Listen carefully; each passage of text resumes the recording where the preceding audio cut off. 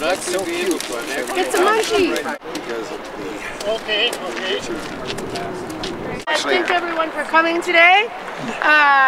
Everyone, thank you for being here. We're here today because the city of St. Paul, much like our new friends at the FBI, have been working to silence the anti-war movement for years. And today we're going to talk about a case of police brutality and repression against anti-war activists, and how the city of St. Paul has kept secret the spying on our movement that's been going on ever since. So first I'm going to introduce Mick Kelly to talk about his case. Good afternoon.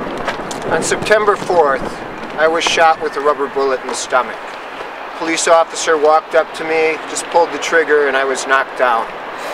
And the reality of this is, what we're talking about is a serious case of police brutality that took place at the Republican National Convention.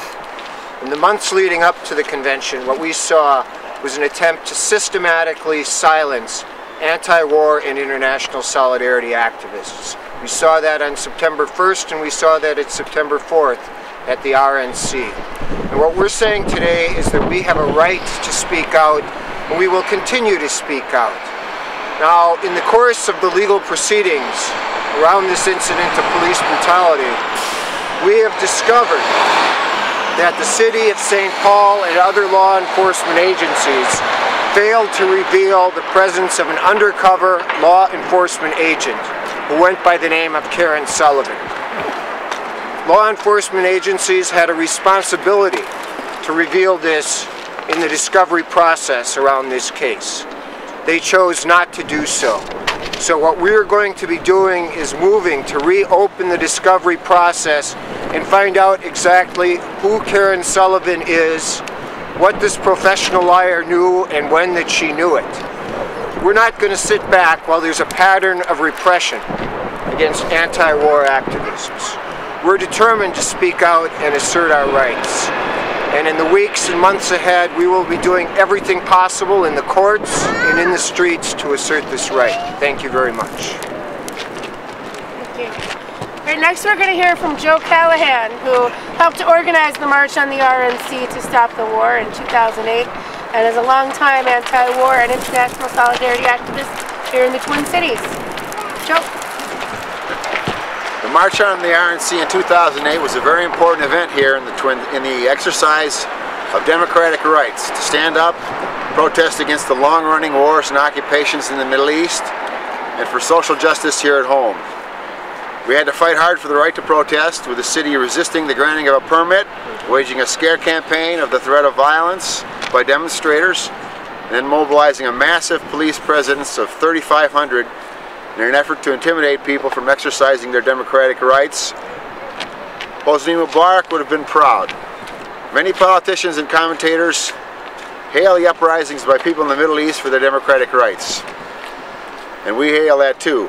But we need democratic rights here in Minnesota and in Madison, Wisconsin, and throughout the United States.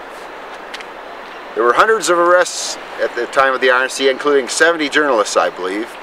And recently we've seen the raids and subpoenas in a witch hunt, supposedly against the, quote, the material support to terrorism, based on things like, quote, investigating the financing of trips to Palestine, Colombia, Minnesota, and other foreign countries. Minnesota and other foreign countries. Now there's some top-notch investigative work. This is an ongoing attempt to intimidate and stifle protest. Regarding the shooting of Mick Kelly, manufacturers and police guidelines for such weapons says that they are meant to be used to shoot people below the waist to immobilize them without hitting vital organs. But I think these weapons are seldom used in that way. They usually shoot at the upper body like they did with Mick, which can cause serious and life-threatening injuries. In this exciting time of struggles for democratic rights across the world, in the Middle East, down I-94 in Wisconsin, peace and justice activists and workers should stand strong behind our rights that are under attack here with these subpoenas and threats of prosecution. Thank you. Thanks, Joe. Next we're going to hear from Ted Dooley, who is the attorney for Mr. Kelly in this case. Thank you.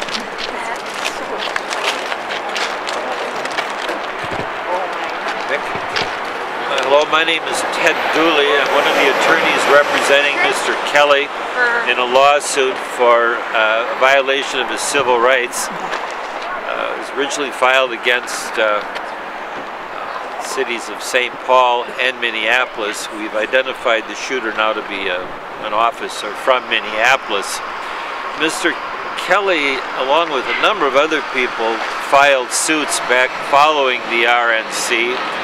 I don't know how many were filed. I know I was involved in about 8 of them. Most of them settled. A few have been dismissed, or a couple. Kelly's case is still open, and the thing that brings us here, that brings me back into it, is Mr. Nikitas, Peter Nikitas, and I are going to ask that the discovery process be reopened, have new scheduling on it. This is because this Karen Sullivan person, who's surfaced just in the last month or so, was never disclosed to us.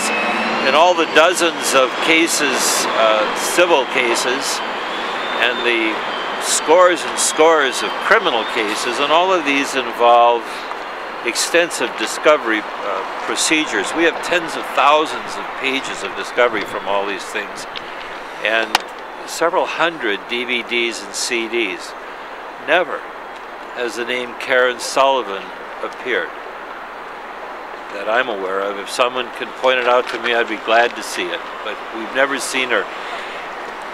That 3,500 officers, the entire law enforcement system of the Twin Cities, or systems of the Twin Cities, including the county sheriffs and the state patrol, and good Lord knows who all else, Homeland Security and FBI and whatever, the military, I don't know who's in this thing anymore, but that none of them would have ever heard of this person when they themselves had implanted her into the backyard of these good people, into the anti-war committee. It strains the credulity. This is not possible. And it means quite simply, someone's lying. There's a lie going on. This is a lie.